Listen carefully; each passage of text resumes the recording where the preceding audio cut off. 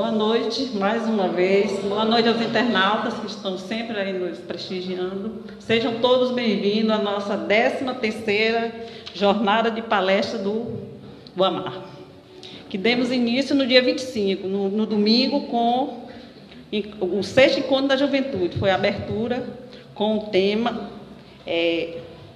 Ser ou não ser, eis a questão. E o tema central da semana, que eu esqueci de falar, é a maravilhosa filosofia espírita. Um tema muito bom, que foi com muito cuidado que a gente escolheu esse tema, com muito carinho. Tivemos grupo de estudo. E então nós demos o início no domingo, como eu já falei. Teve a juventude de outros centros aqui, ficaram muitos questionamentos, sobre a filosofia. Ontem, na segunda-feira, foi exibido um filme, um documentário, Eu Maior. É assim, um filme que falou sobre autoconhecimento e busca da felicidade. Aí ficaram mais questionamentos. E hoje nós estamos dando início ao ciclo de palestras com a filosofia de Pitágoras a Kardec. Temos o prazer de receber hoje o nosso companheiro Paulo de Tarso, que vai falar sobre essa Pitágoras e Kardec. Que Jesus te inspire. Obrigado. Até aproximadamente 21 horas. Tá, joia. Meus irmãos, boa noite. Que a paz do nosso querido Mestre esteja em nossos corações e que a espiritualidade dessa casa nos ajude no trabalho de hoje. Eu gostaria de dizer mais uma vez da minha alegria de estar aqui com vocês e essa noite com um desafio especial. Trazer um tema tão denso, um tema tão cheio de detalhes para esse nosso tempo e para essa nossa conversa, de uma maneira que, ao final, nós tenhamos uma percepção clara a respeito de qual é o pensamento filosófico da doutrina espírita. Porque essa construção que acontece em meados do século XIX, que foi um trabalho feito pelos espíritos, coordenado pelos espíritos e executado por humanos. Por isso o primeiro livro chama Livro dos Espíritos, porque o livro era dos espíritos, foram os espíritos que fizeram, que ditaram, que apresentaram todo aquele conjunto, e óbvio, os humanos perguntando, elaborando ali dentro de uma abordagem do diálogo, essa questão da construção do filosófico que nós hoje ainda temos tanta dedicação e trabalho para estudar. E se nós compreendermos profundamente o pensamento filosófico da doutrina espírita, nossas vidas serão diferentes, porque o pensamento espírita ele transforma as vidas da gente e não simplesmente enche as nossas cabeças com teorias ou com ideias que poderiam estar enchendo aí os nossos livros da filosofia e da história. E quando a gente pensa na filosofia, na construção do pensamento do século XIX, a gente precisa voltar a algum tempo. E eu gostaria de vir antes da Grécia, há um tempo de mais ou menos aí por volta de entre 800 e 1300 anos antes de Jesus. Nesse período, um grupo de pessoas, de nômades, herdando o pensamento que era tipicamente do Egito, estabelece como meta principal o conhecimento do Deus único. A ideia que Moisés traz de um Deus unificado, que já vinha desde Abraão, já vinha desde antes, mas ele faz algo diferente, porque ele amplia a visão através dos livros e através dos códigos, das leis, dos procedimentos. Então Moisés ensaiou de uma forma muito perspicaz um modo de vida a partir do divino, e isso de certa maneira pautou o comportamento de todo um povo, direcionou toda uma etnia para uma transcendência em relação à ligação com esse Deus. E a gente lembra que nesse período o que contrastava com a ideia do Deus único era um Deus plural. E mais do que isso, antes de um Deus normativo e moral, nós tínhamos a ideia do Deus construtor e provedor das coisas.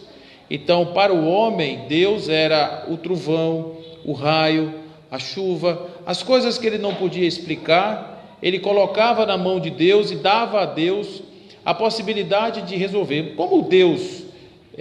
Como existiam muitas coisas para cuidar, ele dava um Deus para cada coisa, era uma pluralidade divina, e organizava isso numa espécie de um panteão, aonde um Deus central, maior, controlava essa ideia dos deuses que estariam ali embaixo, num segundo plano.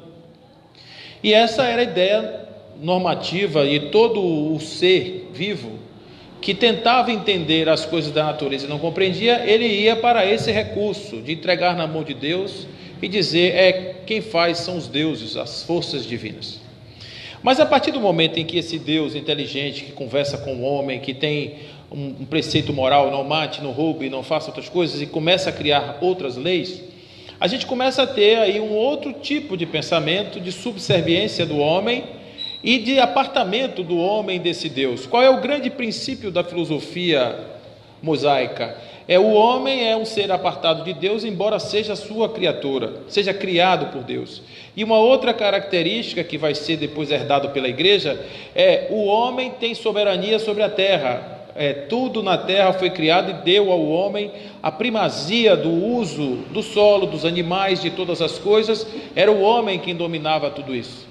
Então vocês observam naquele momento da Gênese, quando Deus criou o jardim e deu de repente para o homem a possibilidade de escolher os nomes dos animais, etc. Ele fez aquilo para que o homem pudesse usufruir. Ele construiu a vegetação para dar de comer para o homem, e assim também os animais. Então o homem era o grande bonitão da galáxia, Então era a grande criação de Deus, foi o creme de la creme, a cereja do bolo, foi aquele último ponto da criação, e disse Deus: vou criar a minha peça principal. Fiz o planeta e agora vou botar o ser mais perfeito. E botou justamente alguém que precisava que Deus voltasse depois para ensinar como é que esse ser perfeito tinha que viver. Aí tem uma incoerência aí muito grande. E por esse motivo, lá na Grécia, cerca de 400 a 600 anos depois desse passado esse tempo, nós vamos começar a ver um movimento no sentido de uma razão construída a partir de um processo diferenciado. A observação da natureza, não necessariamente a partir da perspectiva do divino, mas compreender as coisas como as coisas são. E aí começamos a fazer aí o pensamento. É um pensamento que, em nosso recorte aqui, começa com o nosso querido Sócrates. Existirão outros nomes sendo colocados aí nesse rol dos filósofos, mas vamos tentar fazer uma escala aqui daqueles que são os elementos estruturantes do nosso pensamento espírita. Então, a primeira escola estruturante do pensamento espírita, assim reconhecido por Kardec desde a introdução do Livro dos Espíritos, é a escola socrática, aonde nós vamos ter Sócrates como um grande pensador. Para Sócrates, a realidade só podia ser percebida quando nós éramos capazes de pensar. Então, para Sócrates não existia uma vida sem pensamento. Olha só o que Sócrates dizia: o bem e o mal não são conceitos relativos, são conceitos absolutos. Essa era a sua tese.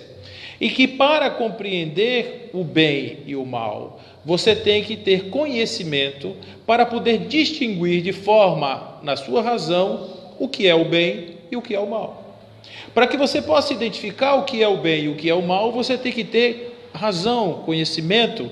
Então, uma vida sem reflexão, sem pensamento, é uma vida sem sentido. Esse era o pensamento de Sócrates.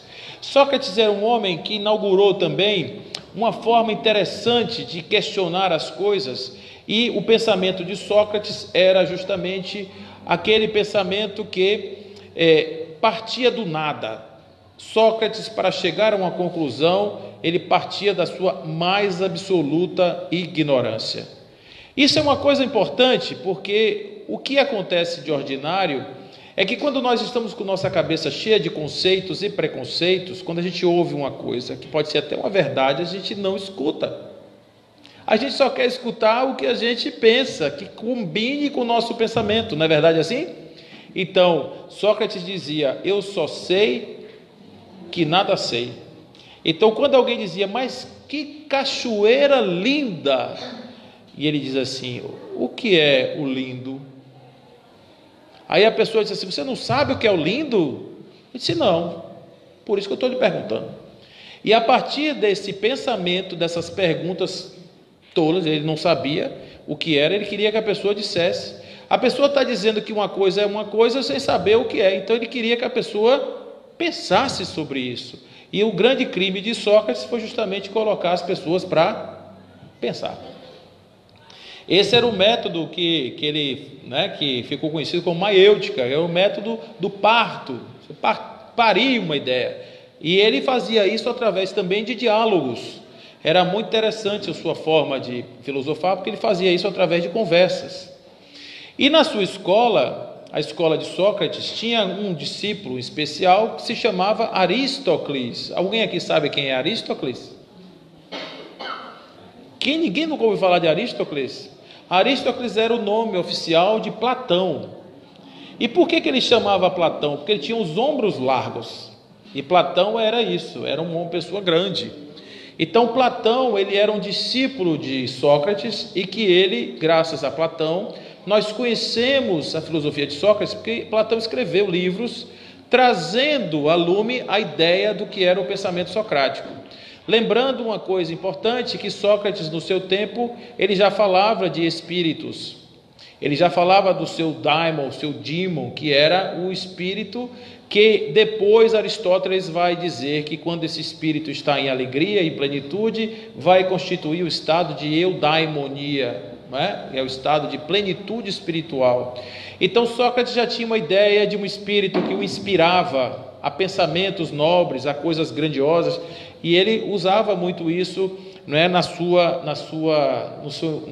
inteligência. E claro que a proximidade de uma força divina, de uma força central, de um elemento criador, isso aí já estava permeando o pensamento filosófico desde essa época.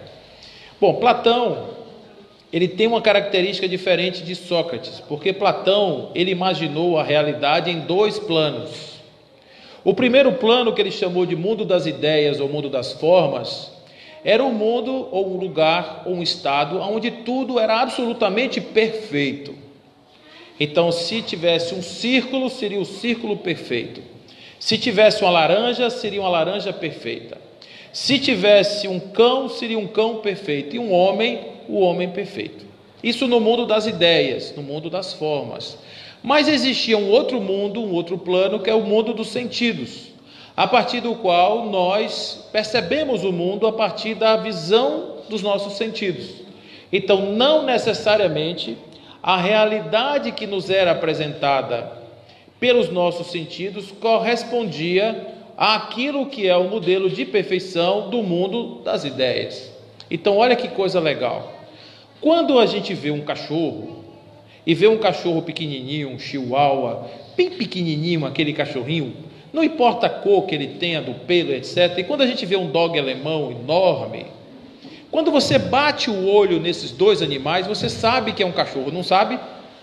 Olha o que ele dizia: em verdade você não está vendo a diferença entre os cães, você está percebendo, através do seu olho de raio-x, do seu olho de Tandera, você está conseguindo perceber a realidade subjacente a esses dois cães, aonde há algo comum entre eles, a natureza canina, você consegue enxergar. Pelo fato de você enxergar a forma canina nos dois, você sabe que ali é um cachorro, mesmo sendo muito diferente um do outro. Esse era o pensamento de Platão. Então, para que você tivesse o conhecimento das coisas, era preciso que você adentrasse no mundo da perfeição, adentrasse no mundo das ideias, para que você pudesse ter uma visão ampliada. E ele dizia: o homem já esteve lá, a alma humana já esteve nesse mundo perfeito, de forma tal que tudo aquilo que o homem aprende, em verdade, ele só está se lembrando. Então, quando a gente conhece o cão e sabe que é um cão, independente de qual seja a orientação que a gente recebeu em relação a isso, é porque o homem, intrinsecamente, a alma já tinha o conhecimento dessa essência perfeita canina. Muito bem.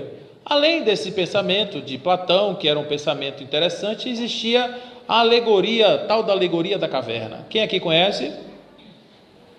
Alegoria da caverna? Pois é, né? A alegoria da caverna é muito bacana, porque a alegoria da caverna é um pensamento que depois de muitos anos ainda vai prevalecer no pensamento filosófico. Ainda hoje, para vocês terem uma ideia, existem escolas da terapêutica, ou escolas da psicologia, que, analisando o nosso comportamento diante do mundo, afirma que a grande maioria dos nossos problemas ou da nossa forma de estar no mundo é resultado exclusivamente da maneira como nós captamos o mundo. Eu vou repetir, né, para vocês não perderem isso, porque isso é muito importante que eu estou falando. Quando nós estamos vivendo no mundo, a percepção que nós temos do mundo não é o mundo real, mas o mundo que nossos sentidos conseguem captar. Então, para cada pessoa desse planeta, existe uma percepção de realidade particular, que é resultado dos seus valores, dos seus conhecimentos, de tudo aquilo que a pessoa adquiriu e aprendeu durante toda a sua vida. Então, não existe uma coisa real. Em outras palavras, nesse pensamento, existe uma coisa que é resultado de uma experiência. Então, o que é a alegoria da caverna?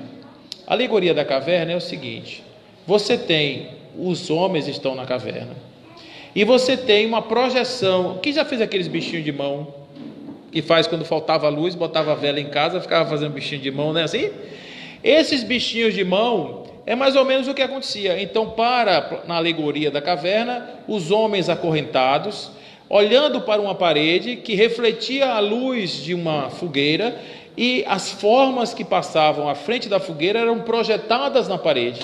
E a única realidade que os homens conheciam era a projeção da realidade e não a realidade em si.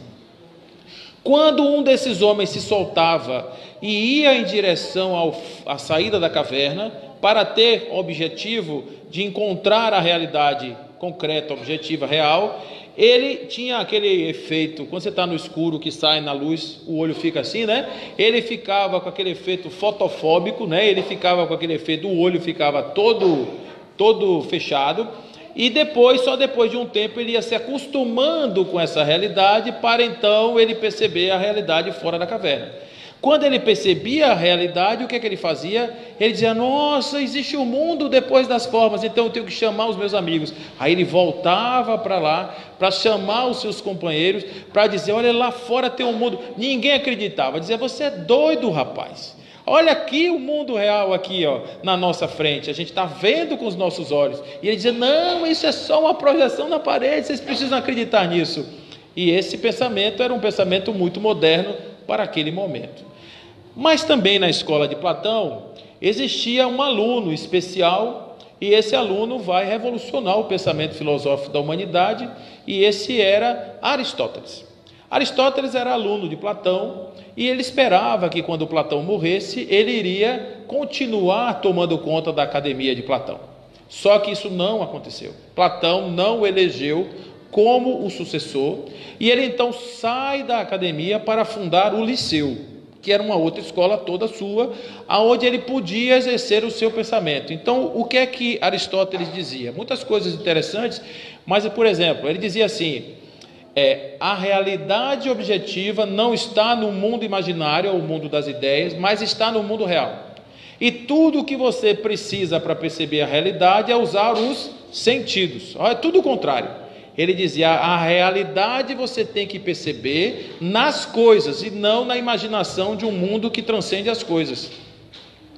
Como é que isso poderia ser entendido? Ele diz: para você ver a finalidade da perfeição de um olho, basta olhar o olho e ver como é que o olho se move, ver a questão lá né, como é que obtura, opera, né? A questão lá do mecanismo do olho para abrir, para fechar a luz. Então, o olho é perfeito porque ele foi construído para dar visão.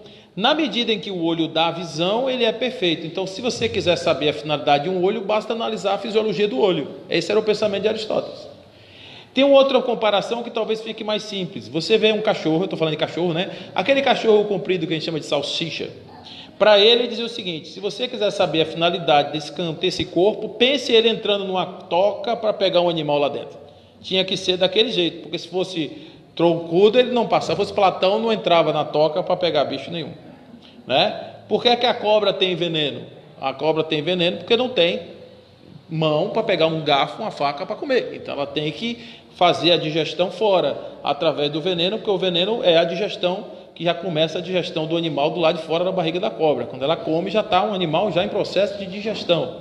Então esse conjunto de fatores levou inclusive Aristóteles a criar uma escala dos vegetais, dos animais, com base nesse critério, que era o critério de funcionalidade.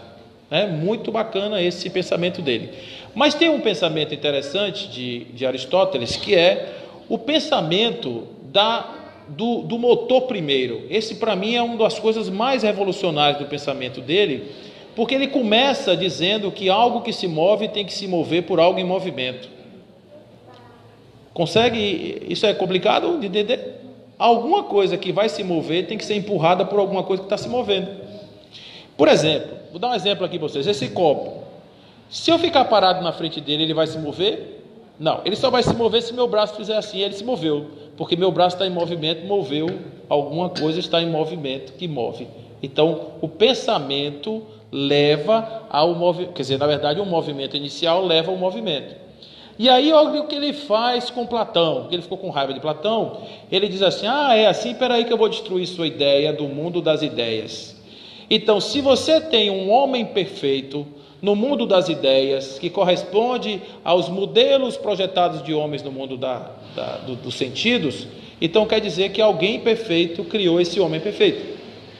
E esse alguém perfeito foi criado por alguém perfeito. Então ele criou uma escala infinita que daria uma impossibilidade de haver o mundo das formas, de outras palavras.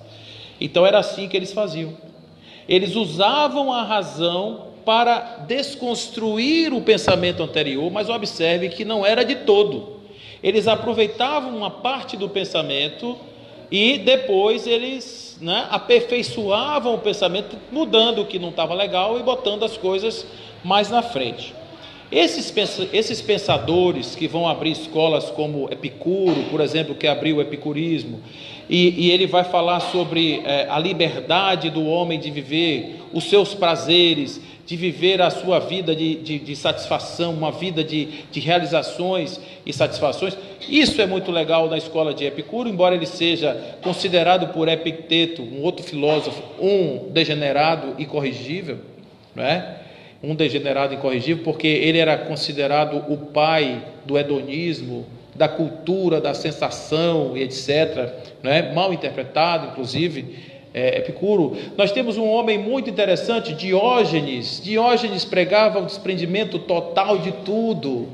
Diógenes queria que tudo fosse totalmente ausente, ele não se prendia a nada, ele tinha relações com sua esposa em praça pública, ele morava dentro de um barril, nu, completamente nu.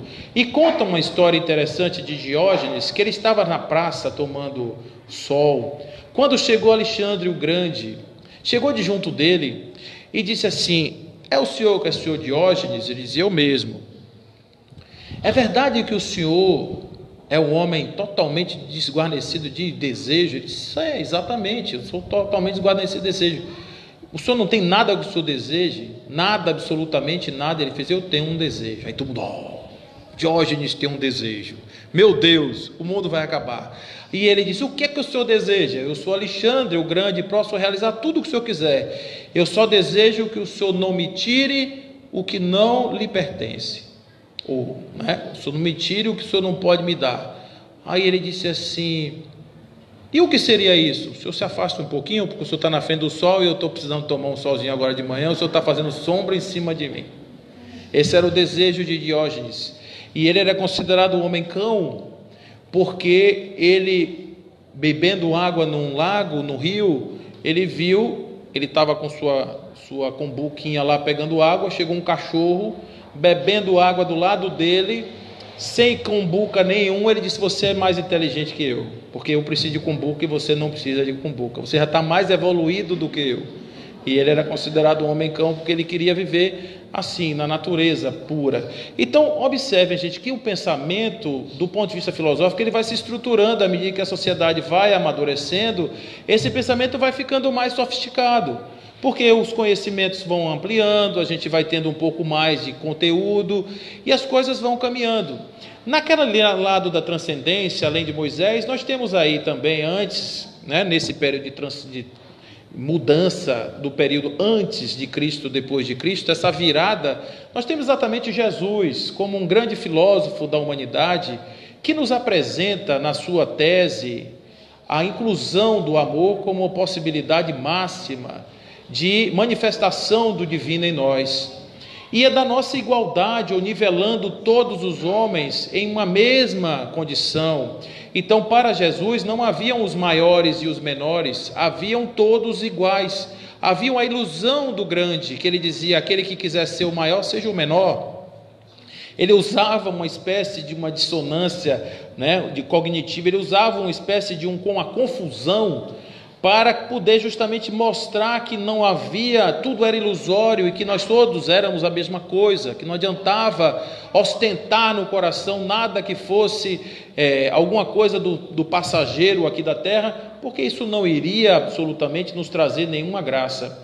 Jesus, de certa maneira, ele reverberava um pensamento da época de Sócrates, mas só que é um pouco mais no Oriente, que era o pensamento de Buda. Buda, há 500 anos antes de Jesus, ele dizia que todo homem sofre, e sofre porque se apega ao que não é seu, e que para ser feliz ele precisa desapegar-se daquilo que ele se apegou. Então, se o homem quiser ser feliz, basta praticar OLX. É uma poesiazinha que eu criei agora, só infame, mas só para vocês entenderem o que eu quero dizer. O desapego. E ele dizia: se você tem um objeto e você se apega a ele, e esse objeto lhe é tirado porque não lhe pertence, você vai sofrer. Então eu me apaixono por meu cãozinho, aí um dia o meu cãozinho, ele parte dessa para melhor, eu vou sofrer. Eu me apaixono pelo meu carro, aí o dono dele verdadeiro vem e toma de mim, e aí o que acontece? Eu vou sofrer. Tudo na vida que eu me apegar e que sair de mim, eu irei sofrer. O máximo ápice possível da minha ilusão é a minha própria vida. Então, se eu me apegar à minha vida carnal, quando chegar a derradeira morte que vier me conduzir ao plano superior, eu vou fazer o quê? Vou ficar agarrado aqui na minha, não me leve, não me leve, não me leve, porque eu tenho medo, é o chamado medo de morrer, o chamado medo de estar nesta condição de ir para o mundo dos espíritos. Então, esse era o pensamento filosófico que vigia. Jesus capta isso. Jesus foi um pensador de síntese, porque Jesus, de certa maneira, ele tinha esse conhecimento. Ele tinha esse conhecimento, tanto que ele usava expressões: tudo que você liga embaixo, você liga em cima, tudo que você desliga embaixo, você desliga em cima. Pensamentos sofisticadíssimos para a sua época, que eram, inclusive, ele até limitava, dizia: olha, o pensamento que eu lhes digo hoje, eu não vou avançar muito, porque vocês não estão preparados para isso. Quando ele fala sobre o Consolador, por exemplo, ele diz: olha, o Consolador, hoje vocês não vão entender, mas ele vai chegar depois, vai ficar com vocês durante muito tempo, durante a eternidade. Em verdade, ele diz isso. Então, Jesus era um disruptor, por isso ele foi morto. Jesus foi morto. Muitas pessoas dizem: ah, Jesus morreu para nos salvar, porque ele era, coitadinho, um Cordeiro de Deus que tira o pecado do mundo. Gente do céu! Quando eu vejo os pecados do mundo hoje, eu digo: Jesus tirou o pecado de quem, cara pálida? Só se foi daquela meia dúzia que estava ali em Cafarnaum, na beira do lago, dentro do barco de Pedro. Só se foi. Porque dizer que Jesus tirou o pecado do mundo, vendo essa nossa vida, Ave Maria, ó, Jesus morreu em vão, porque o pecado continuou. Então Jesus morreu porque ele foi assassinado. Por que ele foi assassinado? Porque ele era disruptor. Ele rompeu com a tradição do pensamento milenar, do pensamento religioso. Ele rompeu as tradições e ele ia contra aquele status quo, aquelas pessoas que achavam que eram bonitas porque tinham as suas vestes ornadas de ouro. Ele chamava essas pessoas de sepulcros caiados. Eram pessoas muito lindas por fora, mas podres por dentro. Ele dizia que eram os hipócritas, eram aquelas pessoas que ficavam nas ruas largas, nas esquinas, com suas bocas enormes, falardeando bondades, mas do coração apenas o fel, apenas a tristeza, apenas a maldade. Então esse Jesus disruptor, ele não era bem aceito, claro. Toda pessoa que chega tentando mudar a situação, ele não é bem visto, porque a gente quer manutenção do nosso mundinho do jeito que é, e é óbvio que os disruptores, eles pagam preço caro por fazer os seus processos de mudança. Jesus passou por isso, mas deixou o seu legado. O grande legado de Jesus foi que ele escreveu, não em pedras, mas ele escreveu na consciência humana o conjunto dos seus códigos e, sobretudo, duas leis: amar a Deus sobre todas as coisas e ao próximo como a si mesmo. Até hoje a gente está tentando entender que amor é esse que Jesus nos pregava. E esse era um grande amor de pensamento filosófico. Se nós fôssemos resgatar o pensamento anterior, a gente ia ver que nós tínhamos muito que entender de Jesus e do seu pensamento para poder hoje compreendermos a doutrina espírita, não como aspecto religioso, mas no seu aspecto filosófico, a razão da vida. Por que eu estou aqui? Quem me colocou aqui? Por que me colocou aqui? Qual é a minha relação com Deus? Que Deus é que eu estou falando? Eu estou falando de um Deus grandioso como Jesus pregava, ou estou falando de um Deus menor? Para vocês terem uma ideia de como essa discussão é grande, há quem diga que o Deus de Moisés era um Deus pequenininho, chamado Demiurgo, um Deus de segunda ordem. Olha, gente, por que ele era um Deus de segunda ordem? Porque observe que o Deus de Moisés, ele entregou 10 mandamentos. Quando ele entregou 10 mandamentos, tinha um lá dizendo: não matarás. E aí, quando desceu, tinha um monte de gente lá fazendo negócio de bezerro de ouro, não sei o que, morreu ali 1.700. Como assim não matarás? Não matarás quem? Né? Ali já foi o primeiro mandamento, já ficou no pé do monte. E Jesus, e esse Deus mandava acabar: entre na terra e não deixe nenhum animal vivo. Aí na hora que o pobre do rei chegou lá, que pegou o animal, que disse: não, os animais de criação a gente cuida aqui para botar para comida, etc. Ele disse: eu não mandei matar tudo. Esse era o Deus de Isaac e de Jacó.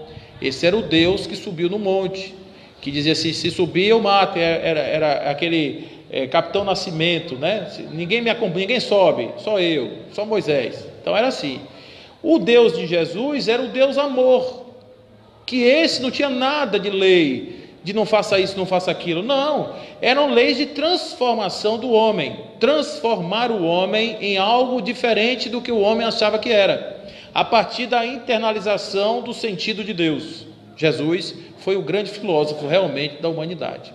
Passados os tempos de Jesus, nós vamos ter os grandes filósofos da igreja, e aí a gente vai encontrar alguns muito interessantes, como por exemplo Santo Agostinho, que é o pai de toda a teologia da igreja, que criou toda uma história para poder consubstanciar o pensamento religioso, os livros e as histórias dos evangelhos. Nós temos outros homens, como Ireneu de Lyon, que foi um dos que participaram da escolha dos 4 evangelhos. Vocês sabem por que tem 4 evangelhos? Porque tinha 4 ventos, tem 4 cantos, então tem que ter 4 evangelhos. O raciocínio foi desse jeito. Então, são 4 evangelhos, né? Aqueles 4 e não os outros 95 que existiam na época em que Jesus morreu. Pouco tempo depois já haviam mais de 90 evangelhos escritos, né, em nome de alguém. E esses 4 viraram os evangelhos oficiais, mais as cartas de Paulo, que são consideradas as primeiras manifestações evangélicas, ou de cartas como evangelho. E a gente vai ter depois aí uma série de outros documentos que vão aparecendo à medida que o tempo vai chegando. Inclusive agora na segunda metade do século XX, nós encontramos aí documentos de Nag Hammadi, do Mar Morto, que trouxeram a evidência de novos evangelhos para a nossa interpretação. Mas o fato é que dentro da igreja, Santo Agostinho foi um homem muito importante, porque criou, do ponto de vista racional, dentro de uma razão muito bem estabelecida, não era uma coisa irresponsável, uma fé cega, não era Tertuliano que dizia eu vou crer mesmo que seja absurdo, era algo absolutamente possível, racional, tanto que a igreja, ela tem pessoas muito cultas, cientistas, doutores, pessoas absolutamente bem capazes da mente, mas são pessoas que comungam desse pensamento, não é? desse tipo de escola da filosofia, porque esse é o conjunto de valores em cima dos quais eles trabalham a sua razão. Mas havia um outro pensador muito interessante na igreja, que é São Tomás de Aquino. São Tomás de Aquino era um homem espetacular, porque ele ousou pensar em Deus como a razão. E como é que ele pensava em Deus como razão? Ele dizia assim: nada pode ser causa de si mesmo. Nada pode gerar a si mesmo. Vocês já viram isso acontecer? Já viu uma batata gerar a si mesma? Você tem que pegar uma semente de batata, plantar, aí ela vai gerar uma batateira, é a batateira que chama o pé de batata? Um pé de batata, uma batateira, que vai dar a batata, pronto. Aí uma coisa gerou a batata, mas não é essa batata que nasce que vai gerar a si mesma, não existe isso. É um pensamento filosófico de Tomás de Aquino. Ele dizia, e aí ele fazendo coro com o nosso querido Aristóteles, ele dizia, tudo que se move por algo em movimento, ele trazia isso. E ele vai trazendo, a partir dessas conjecturas mentais, a ideia de Deus. Não existe nada maior do que Deus. Pense uma coisa grande. E se você pensar numa coisa enorme, Deus será maior do que isso. Isso era um pensamento também de um arcebispo da Cantuária chamado Santo Anselmo. Ele dizia, pense numa coisa grande e Deus será maior do que isso. Aí ele diz assim, quanto é que é mais? 50 reais na sua mão ou 50 reais no seu pensamento? Diga aí, quanto é mais? Você tem mais dinheiro se você tiver 50 reais na sua mão ou 50 reais no seu pensamento? Hã? Se você chegar no supermercado e disser assim para o dono do supermercado, ó, receba meus 50 reais, aí fecha o olho assim, ó. Ele vai receber? Não. Não vai. Tem que ter o dinheiro. Então ele dizia, pense numa coisa que tem que ser maior, Deus é maior. Ele dizia, se Deus existe só na cabeça, qualquer coisa que exista será maior do que Deus, porque o real sempre será maior do que o que está na sua cabeça.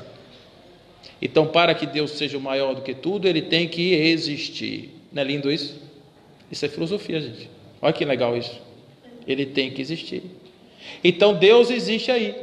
Não é um pensamento bom? É. Mas aí começam a aparecer os moderninhos. Aí os moderninhos vão trazendo a ideia de que o homem é uma tábula rasa. O que é isso? Você não traz nada para cá. Você apenas constrói o seu pensamento à medida em que você vai vivendo.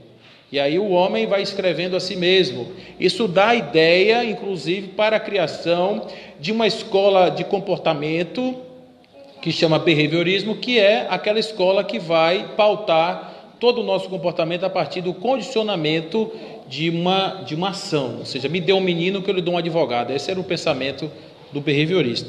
Então, o que acontece? Além disso, você tem os utilitaristas, você tem aqueles que diziam que os fins justificavam os meios, né? Uma série de pensamentos que vocês já ouviram frases por aí.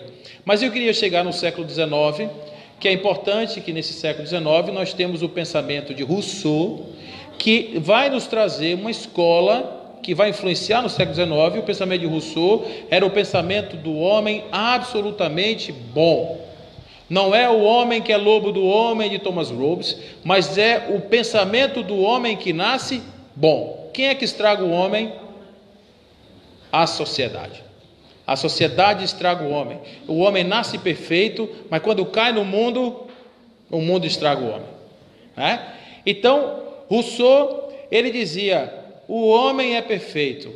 E se você der as condições ideais para o homem se desenvolver, o homem irá crescer e se desenvolver na sua plenitude. E é esse pensamento de Rousseau que vai influenciar um professor lá de Verdun, chamado Pestalozzi, e esse homem Pestalozzi é quem vai ser o grande formador de Allan Kardec.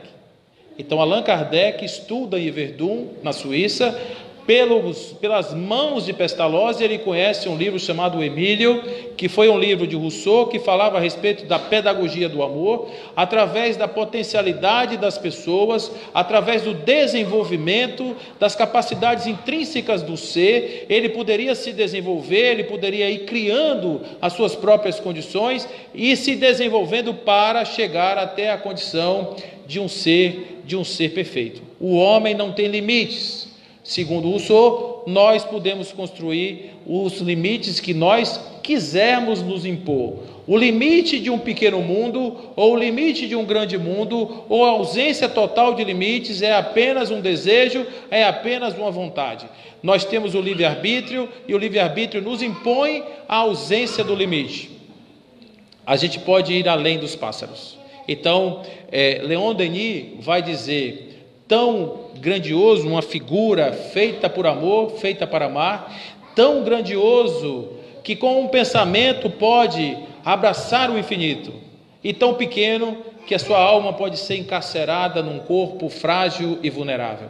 Então esse era o homem no pensamento de Leon Denis, é esse mesmo homem que pode abraçar o infinito com os seus braços, que entra agora na potência máxima absoluta, para contrastar com o pensamento materialista do século XIX, que dizia: Deus está morto.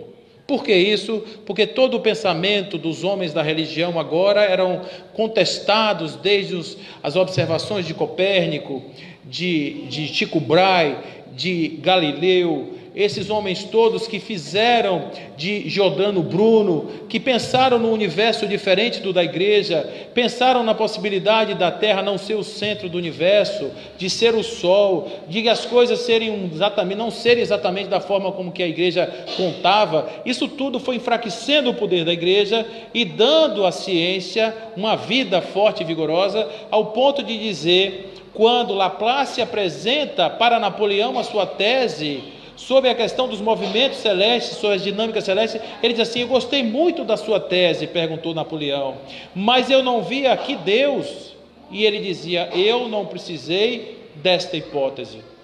Isso era o pensamento do século XIX. Existia também o positivismo de Augusto Comte, que dizia que tudo tinha que ser provado na razão absoluta. Era uma coisa assim, muito difícil de você falar de espíritos no século XIX.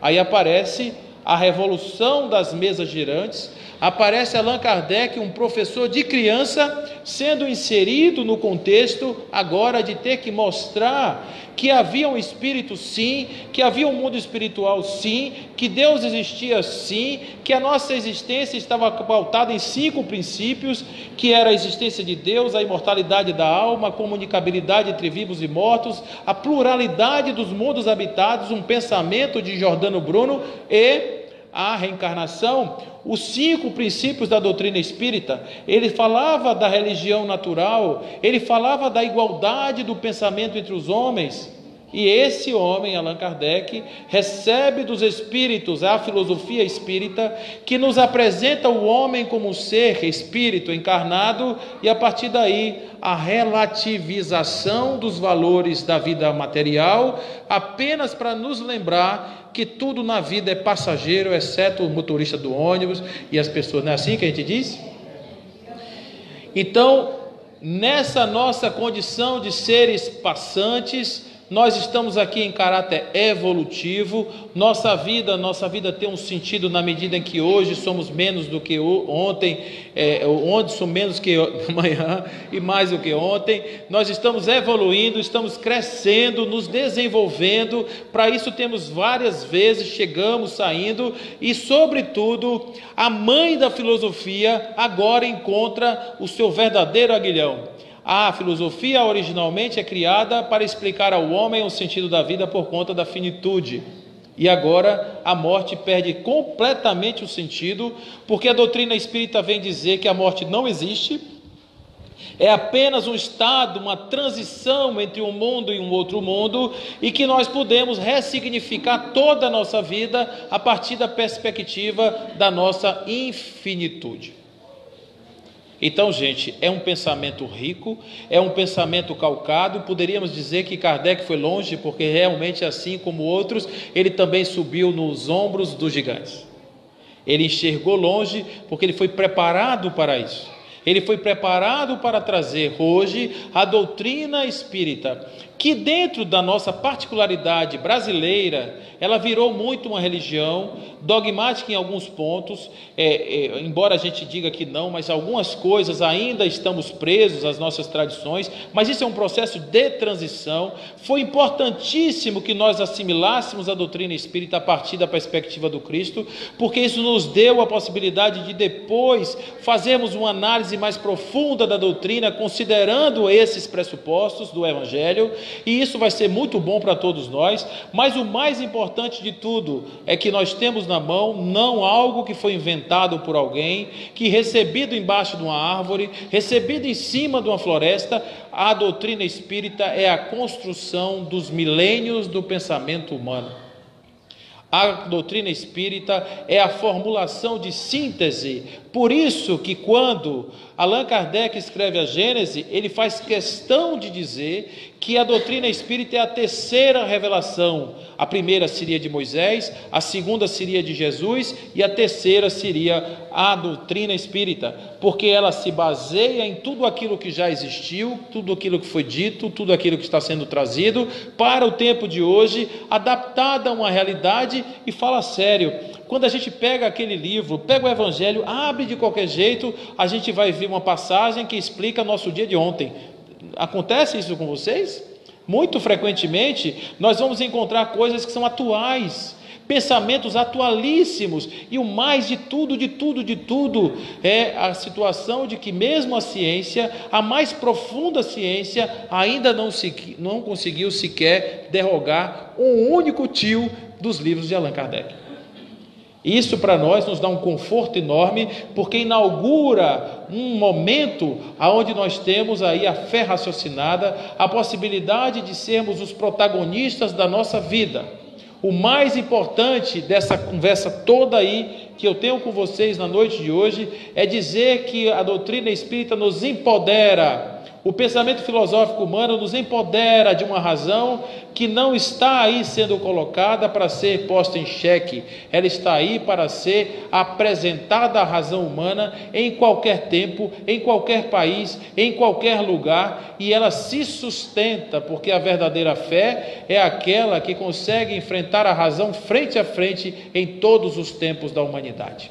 Por isso, nós nos orgulhamos muito da nossa doutrina, nós nos orgulhamos muito de ela ser algo tão bem elaborado, ela ser, embora fosse o trabalho de apenas 14 anos de um homem. Allan Kardec começa no ano de 1855 e vai morrer no ano de 1869, no mês de março, e aquilo ali, mais ou menos esses 14 anos aí entre uma data e outra, Allan Kardec constrói a publicação da Revista Espírita na sua totalidade, dos 5 livros que compõem o Pentateuco Espírita, e mais uma série de outras obras que dão suporte, que dão apoio a esse trabalho, para o nosso deleite, para a nossa formação, para a nossa orientação, e mais do que tudo, para que nós possamos dizer: a vida é linda, a vida é bonita e é bonita, e que viver sem ter a vergonha de ser feliz é a melhor coisa que a gente pode ter. Cantar por aí, cantar,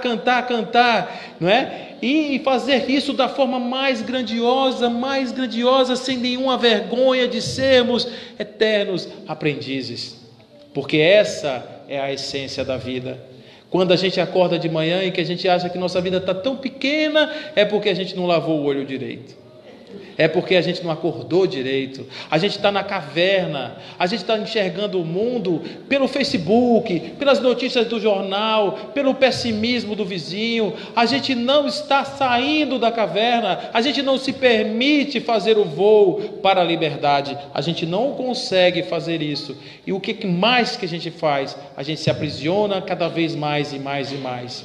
E o Cristo vem nos libertar, dizer que a vida precisa ser vivida na sua plenitude, na sua integralidade, que nós não podemos nos apequenar diante dos problemas. Ao contrário, quando você estiver diante de um problema, não precise mostrar esse problema para Deus. Deus já conhece, Ele sabe antes que tu o foste. O que você tem que fazer é mostrar para esse seu problema o tamanho do seu Deus. para que ele possa se apequenar diante de você, para que você possa ultrapassá-lo com altivez e continuar caminhando sempre em direção a uma vida feliz, uma vida plena e radiante, que o Espírito vivifique e que nós possamos nos tornar luz do mundo, nós possamos iluminar o caminho das pessoas, sal da terra. Olhe quantas propostas lindas Jesus nos fez, e nós precisamos abraçar estas causas e transformar as nossas vidas em hinos de amor, em honra a esses homens grandiosos que nos antecederam, que deram as suas vidas pelos seus pensamentos, quebrando as amarras e explodindo as caixas do pensamento convencional, para fazer com que nós hoje pudéssemos nos enxergar assim, pássaros livres, com asas pequenas, mas prontas para crescer em função da nossa vontade e do nosso querer. Só precisa querer, só precisa desejar, só precisa acreditar, só precisa se colocar nessa condição para que nós possamos transformar as nossas vidas em verdadeiros hinos de amor.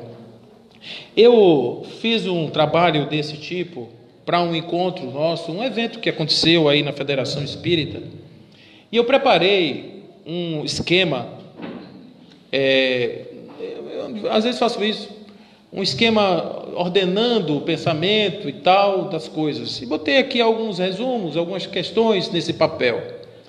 E aí eu, logo depois que fiz esse trabalho aqui, eu viajei para Santa Maria da Vitória, e quando eu estava no ônibus, quase chegando em Bom Jesus da Lapa, uma confreira nossa, uma companheira da doutrina, ela fez: Paulo, é horrível isso, gente, porque muita gente vê assim, a gente faz palestra, sabe o nome e tal, e trata a gente assim com tanto carinho, e eu fico com vergonha, porque às vezes eu não sei o nome, mas eu gosto de todo mundo, e quando a pessoa abre assim um sorriso para mim, eu devolvo o sorriso com toda a gentileza. Então ela falou assim: Paulo, aí ela fez aquela coisa assim para mim, eu digo: amiga, aí a gente se abraçou, ela fez: gostei muito da sua palestra, e eu queria fazer um grupo de estudo aqui na minha cidadezinha, sobre aquele assunto que você trouxe, que foi essa retrospectiva histórica, a respeito do pensamento filosófico e tal. Aí eu me lembrei, eu digo: não, amiga, olha, eu vou lhe ajudar muito. O meu resumo, o que eu usei para fazer, os guias, os livros, a parte toda que eu pesquisei, está aqui, nesse papel. Aí ela chegou e fez assim, olhou para mim, eu disse: eu vou lhe dar. Aí dei a ela. Aí ela levou uma felicidade enorme. Passou o tempo, e aí ela se encontrou comigo de novo. Aí disse assim: Paulo, você não sabe o que aconteceu. Eu disse: o que foi? Olhe, nós fizemos vários grupos de estudo, e eu estudei o protestantismo, a reforma, estudei tudo. Nossa, minha cabeça abriu. Paulo do céu, que papel era aquele? Aí ela chegou e disse assim: agora eu queria te devolver. Aí ela me devolveu. Está tudo riscadinho, gente, e eu queria deixar aqui para quem quiser, para vocês levarem, estudarem e depois entregarem para alguém, porque foi muito bacana. Olha, esse papel, gente, ele viajou 2.000 quilômetros para estar aqui na minha mão. 2.000.